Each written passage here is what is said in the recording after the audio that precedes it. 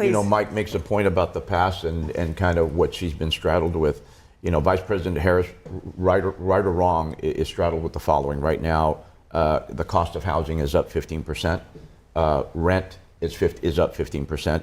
Home prices are up 20%. Food prices are up 15% overall. Eggs are up 30%. Meat 20%. Dairy 20%. Utilities are also up. Electricity is up 10%. Natural gas 15%. Those are the facts.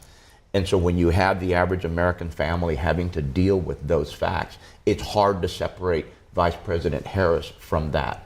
Concurrently, you have a former president that lowered taxes, that had small business optimism at a record high, and that made us a net exporter of oil and energy independent. I'm a Democrat, I hate to admit that, but those are the facts, and I think that's what the voter's looking at right now.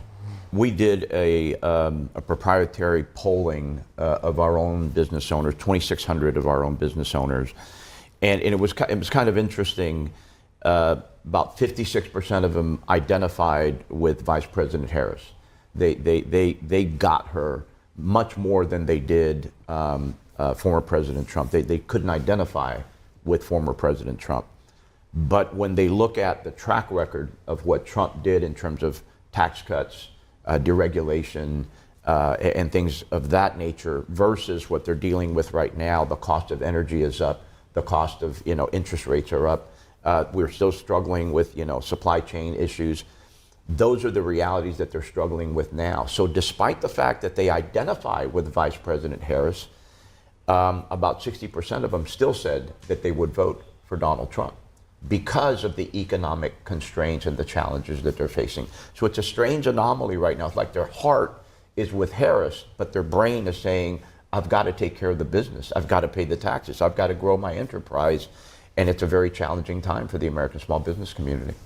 One thing I am very excited about, and I've been talking about this since I'm brown in the face, for the first time that I can recall, the Hispanic community truly is being sought after.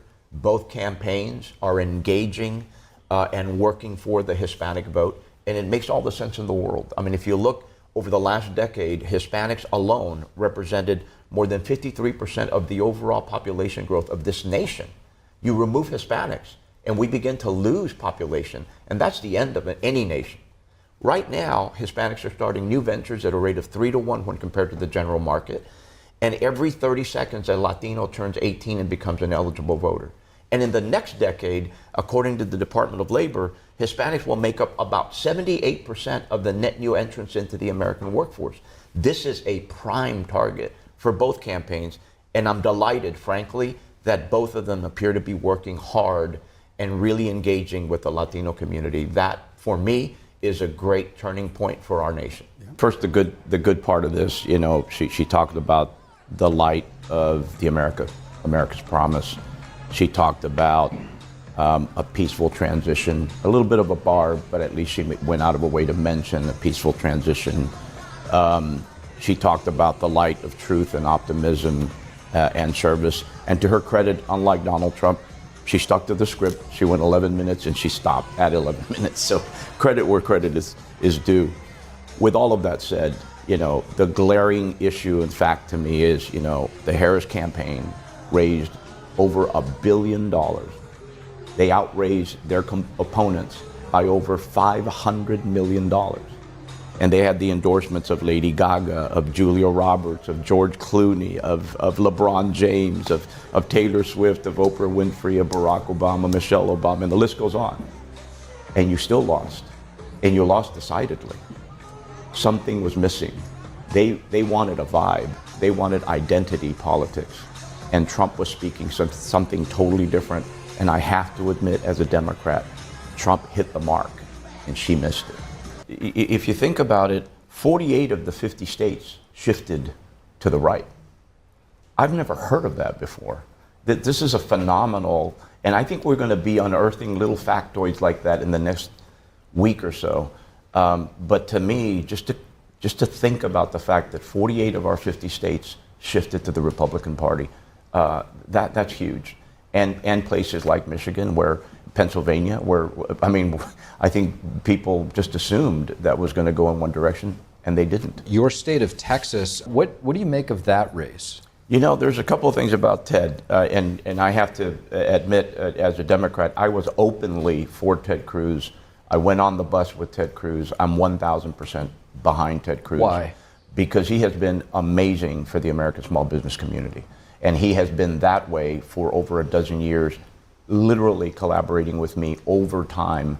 And you don't forget your friends just because Colin Allred has shown up with $110 million in his pocket. As attractive as that was, my loyalty lies with the man who stuck with me and my community, and Ted Cruz had that track record. So I got to tell you that. But, you know, not only did he win, he won decidedly.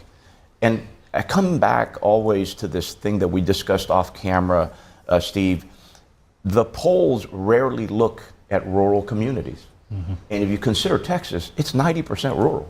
We always look at Houston, we look at Dallas, we look at Austin, we look at San Antonio. But Texas is predominantly rural. And in the rural communities, it's Republican country. And Texas is Trump country. And Trump country is Ted country. I mean, that's just the way it is in Texas. Like Arizona, what issues do you see driving people to the polls? The economy, the border, what issues are you seeing Actually, here? both of those things, both the economy and the border, and specifically border security. I'm delighted to see that my friend Juan Ciscomani, the Republican, is pulling ahead. You talk about a guy who's the epitome and the living embodiment of the American dream. Came here as a teenager, worked with his father in a car wash, got a scholarship to go intern in Washington, D.C., and is now a member of the United States Congress. Only in America could that happen. But Juan Ciscomani, I'm delighted to see he's pulling ahead. I'm pushing for him, I'm pulling for him. I just texted him. Arizona is a unique place. You know, it's got a steeped history. It understands very well its relationship and dependency with Mexico and trade. That is their number one trade partner. And Arizona learned at the knee of, as I did, John McCain. And McCain masterfully managed the relationship. It's a conservative state, but understands fully that there is a dependency, a correlation that has more to do with the economic and commercial interests of both parties, Mexico and Arizona, for them to continue to thrive. At the same time, you know, they're facing some real challenges when it comes to the cartels, when it comes to border security, when it comes to illegal immigrants coming through the state. So it's going to be a challenging time, but I think people like Juan Ciscomani that understand that dynamic and understand the interdependency that has to exist. That's the key to the future. It's people like that that truly get it, and it's beyond ideology. It's understanding the reality of the market they live in and how both of these cultures have to coexist. You know, I think Trump has taught us all a lot of lessons here. The last time I was here, I talked about the fact that I learned two important lessons in 2016. One, don't ever trust the polls again. You can poll for what you want, and pollsters are generally lazy. They're not going to go out of their way to find, you know, that rural community where there isn't the propensity of people. They're not going to call 3 or 4 or 5 times to the same number to get that stubborn person to answer. They're going to go to the quickest responses they can get. And generally, those are people who have something to say. So there's that aspect of it. I think, though, to Gerard's point, I agree. This time around, you know, remember back in Hillary days, not a single poll had him anywhere in sight. I mean, he was basically non-existent in the polls then. This time around, I saw polls back and forth, and it was a tight race. I mean, it was a tight race. So I have to give credit where credit is due. But at the end of the day, the second thing I learned, you know, in 2016 is never underestimate Donald Trump. I spent a lot of time over the last few months talking to my dear friend Abraham Enriquez. Abraham leads an organization called Bienvenidos, which is a faith-based Hispanic organization. He is close to the Trump campaign, and you know, he has assured me all along that Trump was going to win. And I think, you know, one of the things that I noticed, at least in the Hispanic community, is that the Trump campaign never went away. They had a ground game even when he wasn't in office. They were reaching out to the Hispanic community and certainly to the Hispanic faith-based community. And Abraham would be the first one to tell you, it's like he never left. And so I think what we saw here was a paying back of, hey, thanks for the attention, we're with you. And, I think the rest, kind of the numbers speak for themselves. I have no doubt that he will, in fact, pepper his administration with plenty of diversity. I remember being at this very desk during the RNC and making a comment that I was very enthused over the diversity that I saw at the RNC. I saw African American community being represented. I saw the Jewish community represented. I saw, the Hispanic community represented. So I'm hopeful that that continues. From what I'm hearing inside the campaign, there have been plenty of Latinos around the campaign and advising the campaign. So I'm delighted to see that. I look for, I'm hopeful, and I look for what happens now with Ted Cruz, what happens with Marco Rubio, who I think are both prime and certainly prepared and capable. In terms of, just overall where he goes from here, I've known a Donald Trump that, in fact, has had African American friends, has had Hispanic friends all around him. I've had the opportunity to, collaborate with him and with his daughter, and I found the family to be more than willing to listen to me as a Hispanic and known Democrat. So I don't think there's an issue necessarily about that. It remains to be seen, but I'm not as doubtful. I believe that there will be some diversity in this administration. I definitely see a loosening of the noose around the traditional energy sector, and I'm delighted by that. To the point that the Colonel was making about international relationships, and certainly with China, in Joe Biden, and I've spoken about this before, and Joe Biden, he shut down the Keystone Pipeline, and we predicted that, inflation is going to go up, gas prices are going to go up, and the price of everything else, because most Americans don't recognize that only 46% of the crude oil that comes out of the ground goes into your gasoline tank. The other 60% goes into rubber and plastics and pharmaceuticals and cosmetics and everything else. So I think we're going to see an economy that I think stabilizes a little bit. The prices of everyday goods is going to stabilize a little bit because of the fact that Trump has already said, and I mean famously said, drill baby drill. That's going to be, I think, the principal thing that's going to happen. I like what I'm hearing about, kind of loosening the reins and the rope around the big tech sector. This administration, Lena Khan, at the Federal Trade Commission has had this misguided and relentless pursuit of big tech. We have become a society that punishes success. And, that is not the American way, first of all, and certainly the Hispanic business community. We want successful companies because we want to follow them. And it's these companies, these platforms like Amazon, Google, Microsoft, Tesla, and Apple that right now are under the threat constantly of this administration. I believe that you're going to see in Donald Trump somebody that says these platforms are good for the American business community, they're good for the economy, and ultimately they're good for the American small business community. If you look at border security, and Donald Trump has got a real focus on border security, when you look at the stem of fentanyl coming into this country, it's coming from China. Illicit cigarettes, it's a $934 billion business for China. Those illicit cigarettes are coming through our southern border from China. Vapes are now up over 2,186% amongst our children. Those are coming from China. Illicit medicines, fake medications, and I mean, it runs the gamut. And it's all coming through the cartels, all coming through the border. If you manage border security in a very real way, you're managing China. Back in 2016, Donald Trump was the first president since Ronald Reagan to offer any kind of tax relief to the American small business community. And I remember having to come on television as a Democrat who fought mightily against him and saying, this is phenomenal for the small business community. And since Ronald Reagan, back in, I believe, '86, no American president had done anything to help the American small business community with their taxes. So credit where credit is due. He also lessened regulation, the likes of what we've never seen before. He's promising to do that even further this time around. That is a boon for the American small business community. We are excited about the idea that administration is actually looking out for the American small business community and understands that regulation is choking off the beating heart of the American economy, which is the small business person.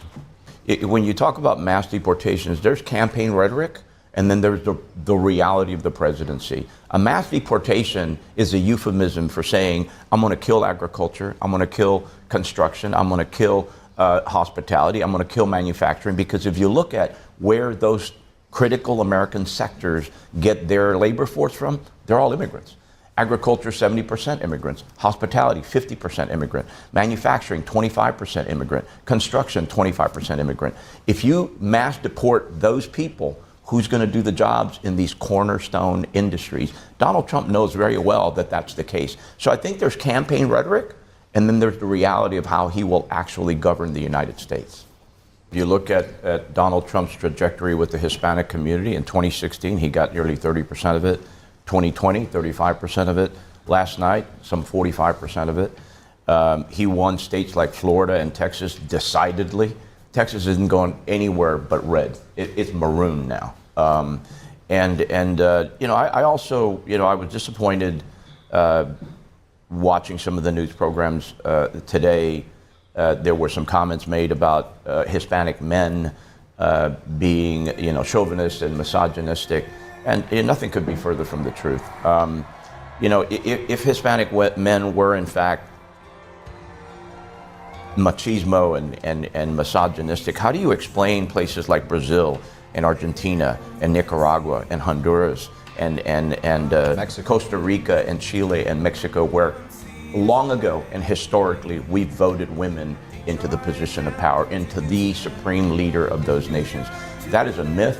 That is a party that is looking for a scapegoat, and it's really insulting to me as a Hispanic that, I've said it until I'm brown in the face, Democrats ignore the hell out of the Hispanic community. Every 4 years they come around and expect us to vote for them. Donald Trump had a ground game since 2015. So I don't know why anybody's surprised that the Hispanic vote went to Donald Trump. And then on top of that, now the Democrats are saying, well, it was the Hispanic males who abandoned us. They didn't abandon anybody. They went to somebody who was engaging them. As it relates to NATO, one thing that I have to say that I admire is that he's less concerned with being popular than getting his agenda. And to me, that speaks volumes with what he's willing to do and the personal attacks he's willing to take to get things done. And as it relates to NATO, all he ever wanted was for all the other players to pay their fair share. There's nothing unreasonable about that. All the demagoguery that happened around him and everything else, that the hype that went around it, it all began with, hey, listen, I'm not going to keep paying everybody else's share. I'm not going to do that to my country. You guys start paying your fair share, then I'm willing to play. But if you're not, then I'm not playing. I think it's a pretty reasonable thing to ask. Having a personality like Elon Musk play the role he did, like it or not, the scheme he came up with and getting people excited to potentially win $1 million. It's old world craftsmanship, and these guys know how to drum up interest and excitement. At the end of the day, like him or not, and there's some puts and takes when it comes to Elon Musk, the man has proven time and again that he knows how to run a business. Is he unorthodox? Yes. Does he do things that sometimes are off-putting? Yes. But has he been successful? Yes. And I can't help but think that when you bring business leaders and thinkers that know how to get things done and you put them in governments, ultimately that government runs more efficiently, more effectively. In the long run, it benefits all Americans.